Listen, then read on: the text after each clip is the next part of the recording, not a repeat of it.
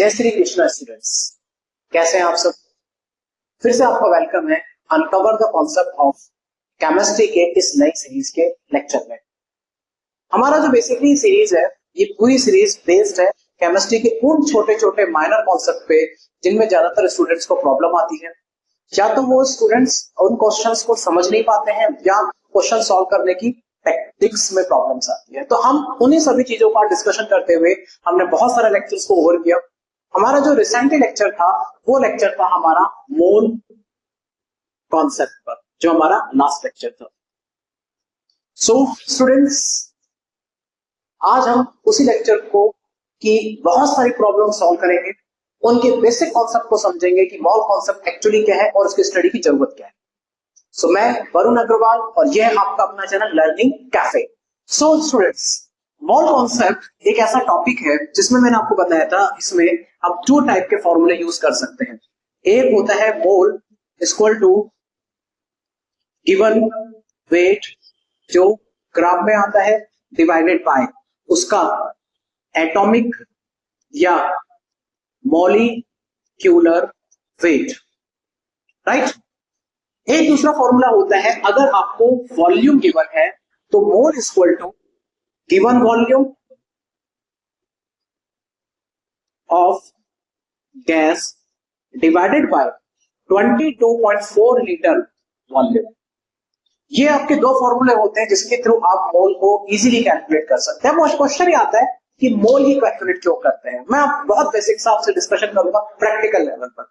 हम ज्यादातर जब भी केमिकल रिएक्शन लैब में करवाते हैं तो हम एक पर्टिकुलर नॉन कॉन्सेंट्रेशन की रिएक्शन करवाते हैं कि नॉन कॉन्सेंट्रेशन का सॉल्यूशन है, इस नॉन कॉन्सेंट्रेशन के सॉल्यूशन से रिएक्ट करता है तो ये एक कंपोनेंट बनता है। तो हमें कॉन्सेंट्रेशन पता होनी चाहिए।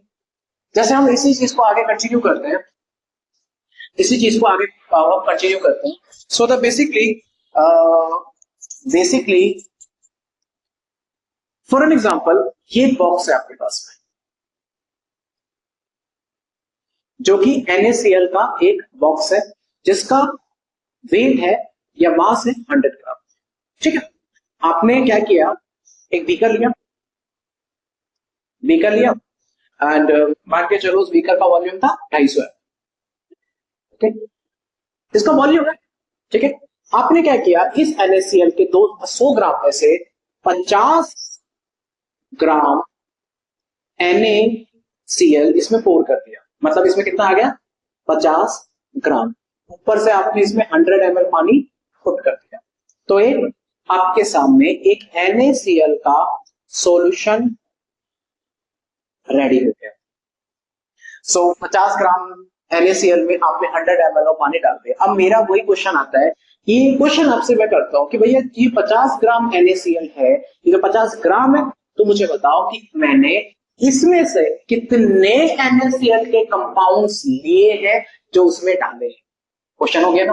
और याद रखना, ऐसे क्वेश्चंस में हमेशा रास्ता मोल से होता हुआ निकलेगा। तो जैसे हमें निकालना होगा कि इसमें मोल कितना है। हमें मोल का फॉर्मूला पता है, weight upon molecular weight. Weight कितना केवल है, 50 ग्राम। NaCl का आपको अब निकालना है मॉलिक्यूलर वेट। तो NaCl का जो आप मॉलिक्यूलर वेट कह सकते हैं, कंपाउंड का वेट कह दो। ज्यादातर मॉलिक्यूलर वेट क्या होता है, एक कॉमन सा वर्ड है जो हम सबके लिए यूज कर लेते हैं। सोडियम का कितना होता है 23, Cl का कितना होता है 35.5। तो आपका आंसर आ जाता है 58.5 ग्राम। तो ये हो गया 58.5 ग्राम। ग्राम से ग्राम कट गया, राइट। तो जब ग्राम से ग्राम कटा तो आपके पास में जो मोल आएंगे ये आ गए 50/58.5। तो इसको अगर आप एज इट इज सॉल्व करते हैं ना तो वैल्यू 1 से कम ही आएगी क्योंकि इसका डिनोमिनेटर बड़ा है। तो हमारा इसका जो मोल आएगा वो आएगा 0.9 मोल के आसपास आ गया। चलो, बहुत बढ़िया बात है, बहुत खुशी की बात है। अब हमें इतना पता है कि क्या पता है हमें कि एक मोल में जो नंबर होते हैं वो होते हैं 6.023 इंटू 10⁻² की पावर 23। ये नंबर होते हैं, मुझे हमें तो इतना पता है। तो 0.9 मोल में कितने होंगे, तो 6.023 इंटू 10⁻² की पावर 23 अपॉन 0.9 कर देंगे। ओके, तो ये कुछ वैल्यू आएगी, जैसे ये हो गया आपका, इसको हम मल्टीप्लाई करेंगे तो ये हो गया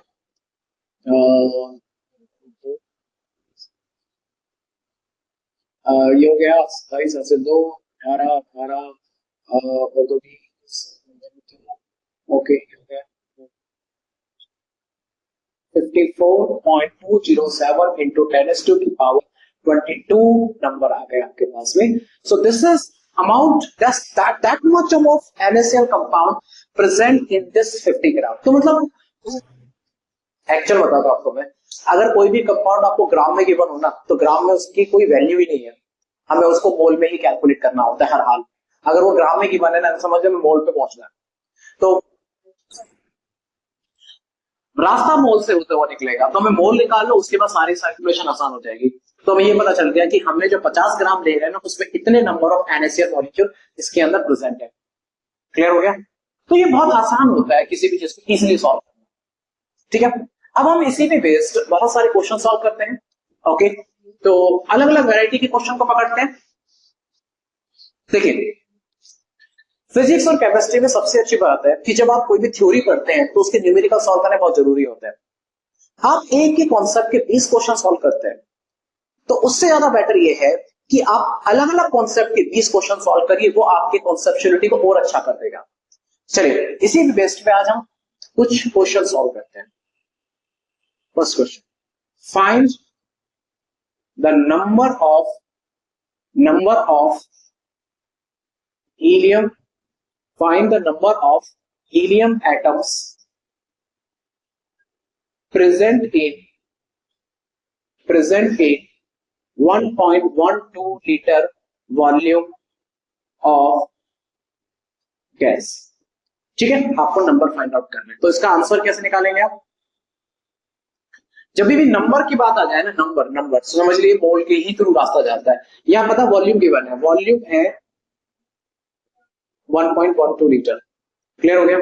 हमें इसका मोल निकाल लीजिए, सबसे पहले रास्ता मोल से होता हुआ जाएगा, तो 1.12 अपॉन 22.4, 1.12 अपॉन 122.4। सो समथिंग इसको आप कट पिट करेंगे तो इसको आप 2 जीरो नीचे कर दीजिए, 22.4 इंटू 10, तो ये हो गया 2, तो आंसर आ गया 1/20 मोल। सॉरी, ओके, हमें पता है जैसे कि 1 mole equal to 6.023 into 23 helium बनता है, हमें तो इतना पता है। तो 1/20 मोल में कितने होंगे? 6.023 इंटू 10⁻23 अपॉन 1/20।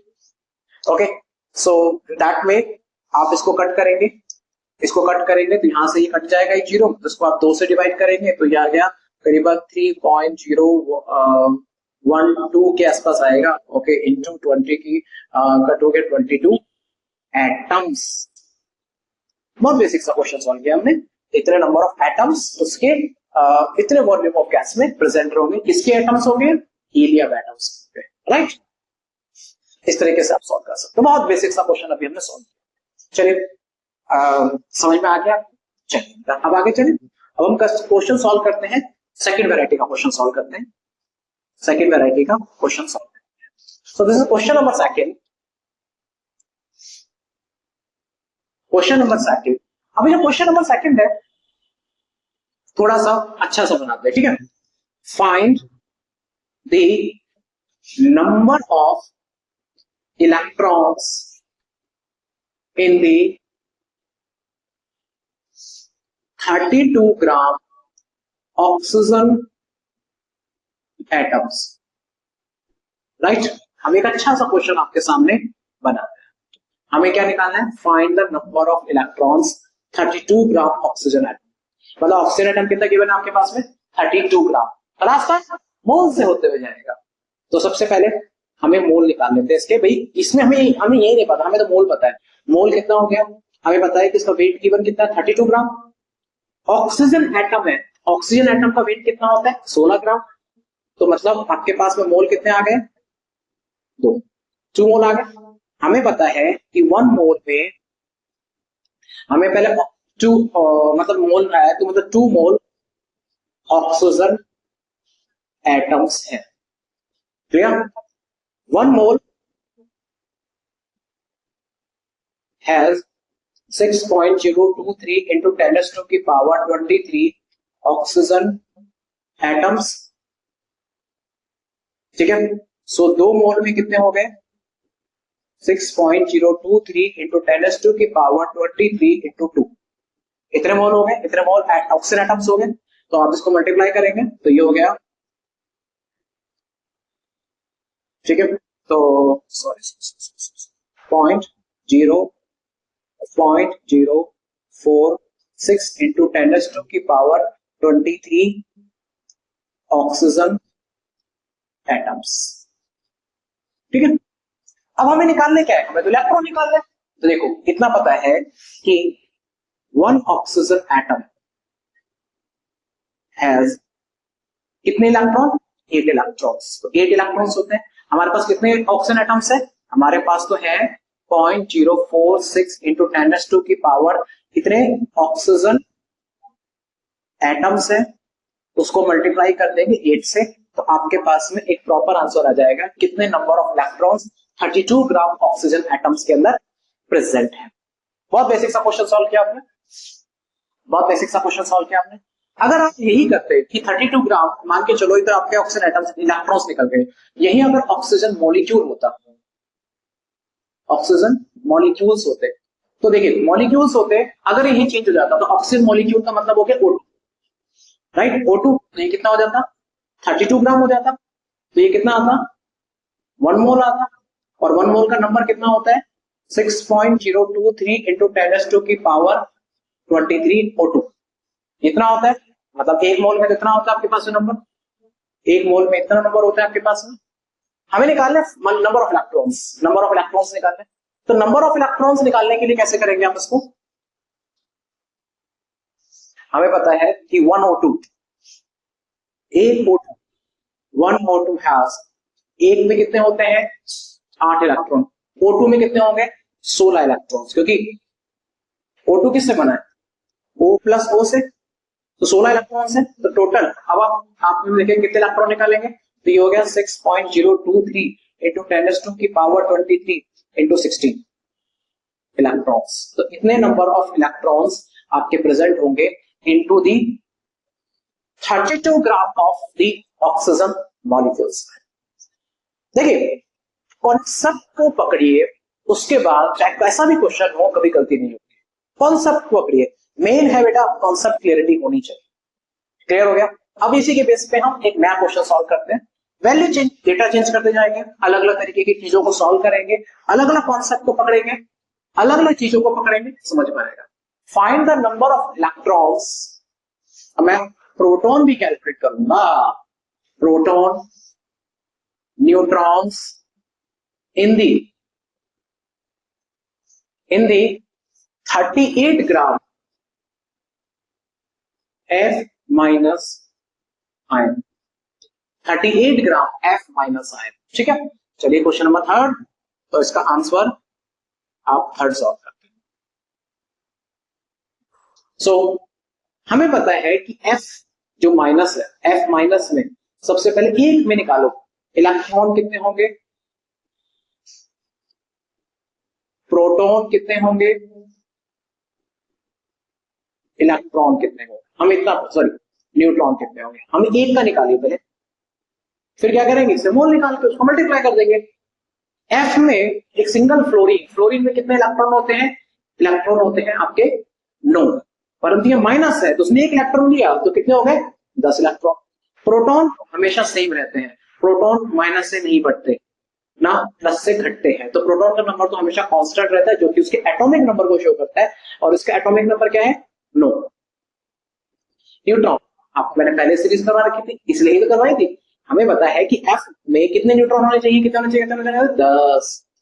हमें 1 का पता चल गया भैया, हमें 1 का पता चल गया कि 1 में कितने, हम निकाल लेंगे मान, आ जाने दो। मोल कितना हुआ? 38 ग्राम, जो कि गिवन है। F का कितना होता है सिंगल का? वेट निकालो, single 19।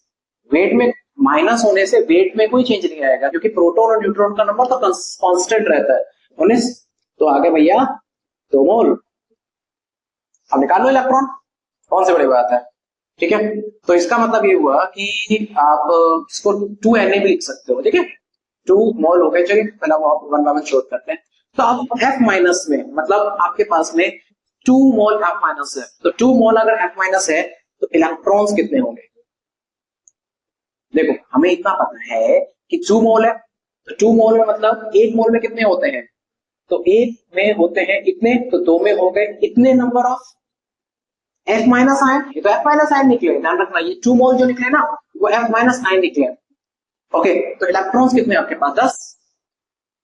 Okay, proton proton proton कितने आपके पास में, वो भी इतने ही है, कितने हो गए 9। न्यूट्रॉन न्यूट्रॉन्स कितने आपके पास में, न्यूट्रॉन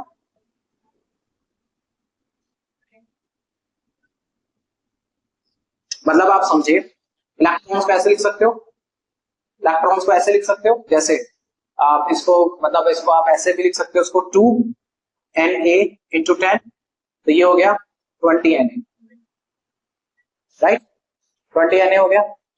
आप इसको ऐसे लिख सकते हो 18Na, 9 इंटू 2, ये Na हो गया, एवोगैड्रो नंबर, ये कितना हो गया 20Na, and that's why they are the number of electrons, protons, neutrons into the 38 gram F minus ions. So there are the ways जिसके थ्रू आप इजीली सॉल्व कर सकते हो। तो बताओ, आप बताइए किस लेवल पे टफ क्वेश्चन है, बहुत इजी क्वेश्चन है।